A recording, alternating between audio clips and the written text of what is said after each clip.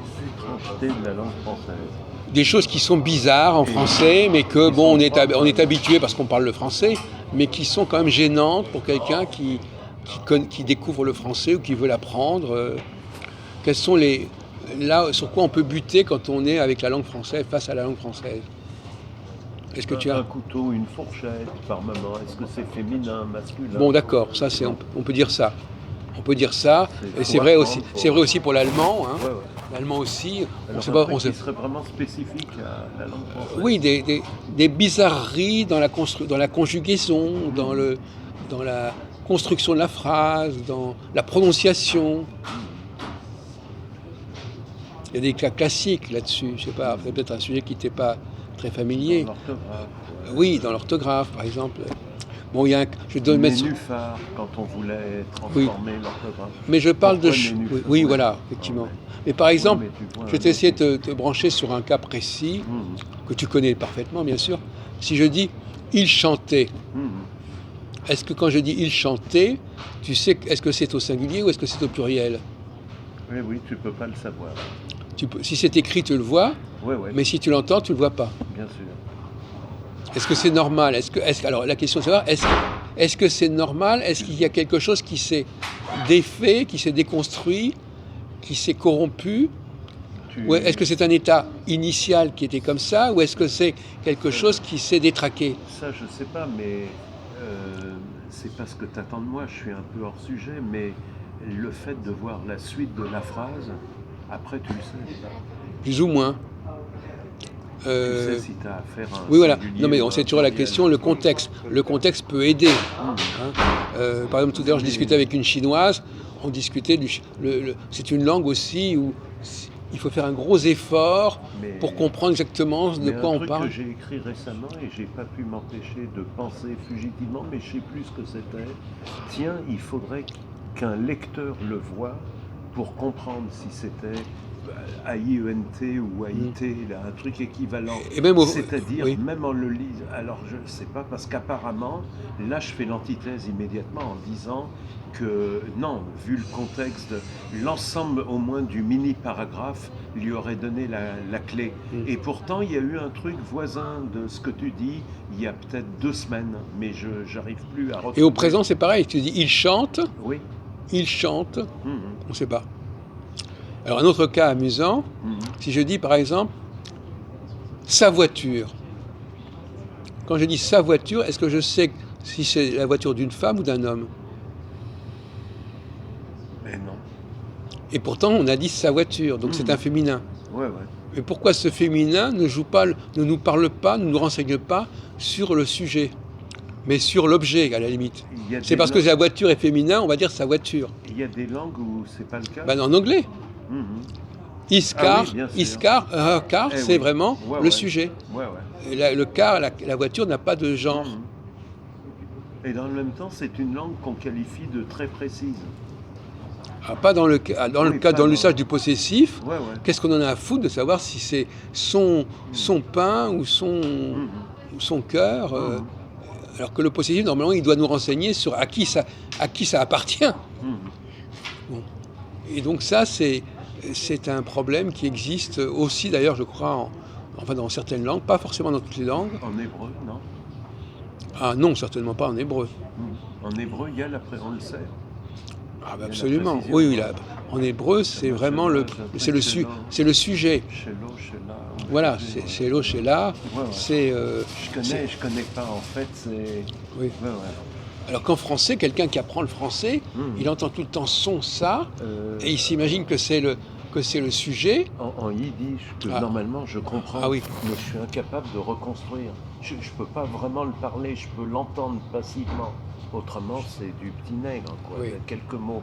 Mais est-ce qu'en yiddish, il y a... de toute façon, c'est construit comme l'allemand, le yiddish, à ce niveau-là. Donc, il y a à mon avis, par contre, par exemple, en allemand, il y a ire, quand c'est ire, et c'est le heure anglais. Et là, effectivement, ça renvoie au sujet. Oui, mais je te rassure, c'est pas l'anglais qui m'y a fait penser, ire. C'est voisin du yiddish. Donc, je confirme, c'est la preuve par 9, là.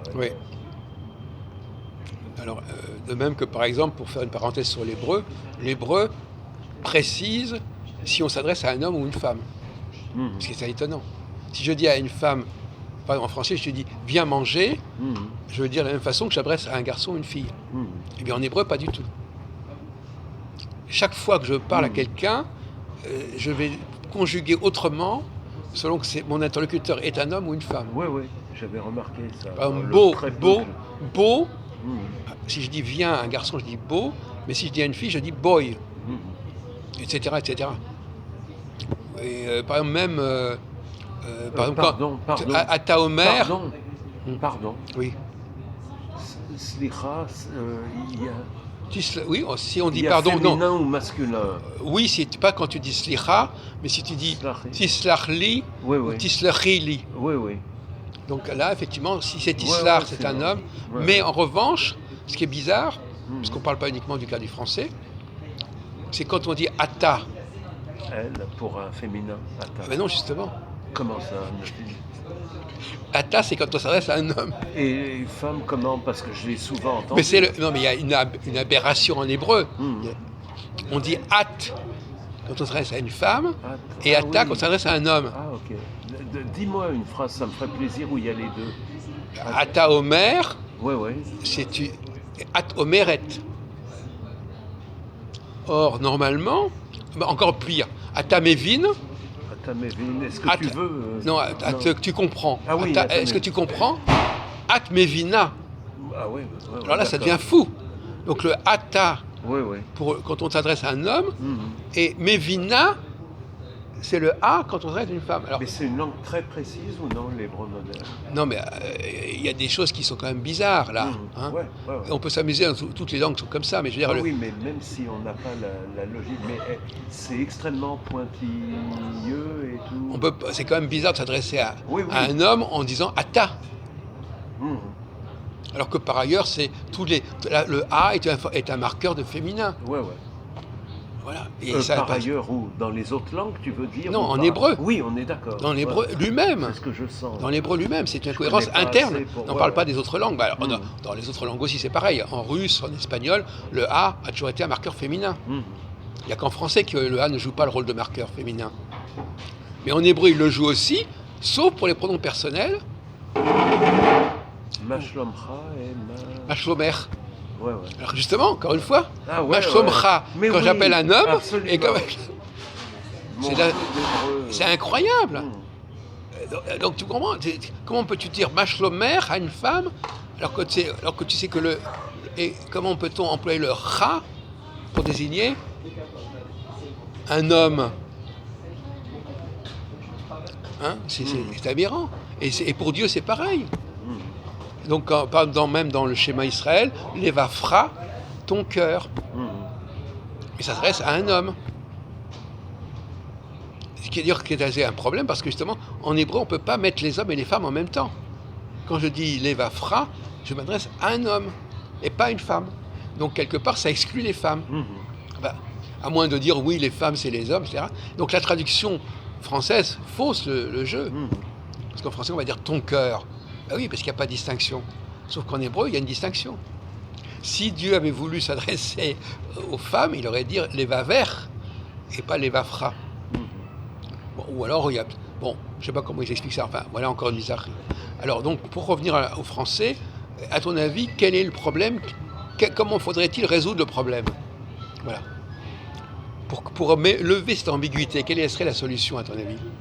Par exemple, il chante au ENT. Comment faudrait-il faire pour qu'on distingue à l'oreille le singulier et le pluriel? Ça, c'est un peu de la politique fiction, mais c'est aussi une volonté de dire comment on pourrait, c'est le fameux tikkun de la Kabbale, comment on peut réparer quelque chose qui apparemment n'est pas satisfaisant. Je suis tellement habitué à cette situation de fait que là, l'imaginaire est pas... Mais par exemple, en français, on a, par exemple, quand on a un ENT, quand on dit le parent, on prononce bien le an. Mais quand j'y écris il chante, je ne prononce pas le an. Donc c'est encore plus bizarre. C'est qu'en fin de compte, le parlement, ou lentement, il y a constamment des cas où ENT se prononce en. Et pourquoi il ne se prononce pas quand on conjugue? Alors chantant, c'est le participe présent. Eh oui, il y aurait une confusion avec Voilà. le participe présent, même si Voilà, on faisait ça. c'est ça. Parce qu'on prononce de la même manière le ENT et Donc, le ANT. Donc il faudrait une modification plus radicale ou rien du tout. Il y a plusieurs théories que je peux avancer. Effectivement, on ne peut pas prononcer le ENT comme le ANT. Il faudrait le prononcer autrement. Tu sais que c'est un truc qui est connu. Par exemple, autrefois, on distinguait le 1 et le 1. Enfin, il y a des sons qui ont disparu en français. Par exemple, le prendre son bain, est-ce que c'est le même 1 que, par exemple, le clin d'œil, etc. Enfin, bon. Alors moi, je propose une théorie complètement bizarre qui m'est venue à l'esprit il y a très peu de temps. C'est, est-ce qu'il ne faudrait pas faire entendre le T final? C'est-à-dire que le fait que ce soit un E devant ENT, ça voudrait dire qu'il faudrait prononcer, parce que le E a un statut particulier. Par exemple, quand tu dis, le E, c'est pas une lettre comme les autres. Le E, c'est pas comme le A. Le E, par exemple, une gageure, ça s'écrit avec un E, par exemple, ou même que, peu importe. Alors moi, je propose, mais c'est une théorie complètement. Alors là, franchement, c'est qu'éventuellement, ça serait une exception. Il faudrait, dans ces cas-là, prononcer le T final. Par exemple, il faisait, il chantait. Ce serait une exception, parce que tu sais que le problème en français, que normalement, on ne prononce pas le T final. On ne prononce pas la consonne finale. Mais quand c'est précédé d'un EN, peut-être qu'il faudrait prononcer la consonne finale, et à ce moment-là, on entendrait le T au pluriel et pas au singulier. Voilà. Bon, dernier sujet. Ouais.